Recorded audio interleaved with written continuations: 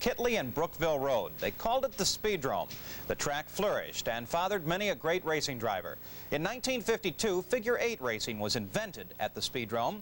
The 60s saw the great A.J. Foyt at the Speedrome. Lloyd Ruby has mile after mile of racing there.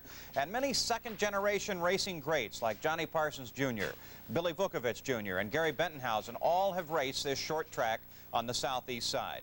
In the 70s, the track began to decay, but then was bought by John Stiles, whose fortunes came with the CB radio craze. And using monies from his American Electronics, he nurtured the old track back to life. I guess it was part of growing up near the Indianapolis 500 Speedway and spending a lot of my time as a 10, 11, 12-year-old riding my bicycle over to the old 16th Street Speedway, where I spent a lot of Friday, Saturday evenings, and I enjoyed that, and I guess I've always just sort of wanted to buy a racetrack.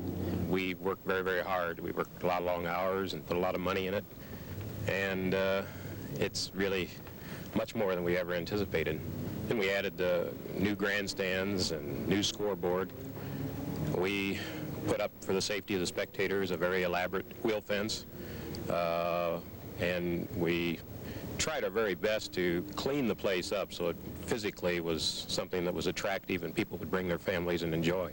You pass rather casually over things like a new scoreboard. It's not just a scoreboard, it's awfully special. Well, it is. We worked awfully hard in tying the scoreboard into our computer system and being able to come up with a electronic timing system and coming up with information that people need at a racetrack. I know I've been to many racetracks where the whole race is run, and if you weren't listening to the radio, if it weren't on radio or something, you wouldn't even know what was going on. So we decided early that one of the things we wanted to do was that we wanted to be able to tell the people what was going on. We run more racing events here than any other track in the United States, at least oval track. We had 83 racing programs last year, and that's a lot of nights. Last year we ran Wednesdays, Fridays, Saturday, and Sundays. This year we're running Friday, Saturday, and Sundays, and we're still the most active racetrack in the United States. He used to make most of his money buying Japanese electronic products, selling them here. Now the yen, it's not quite what it used to be, so the Speedrome is going to have to pay off for John Stiles. Well, I hope it does. They're laying down tracks near New Palestine, music tracks. That and more in a moment.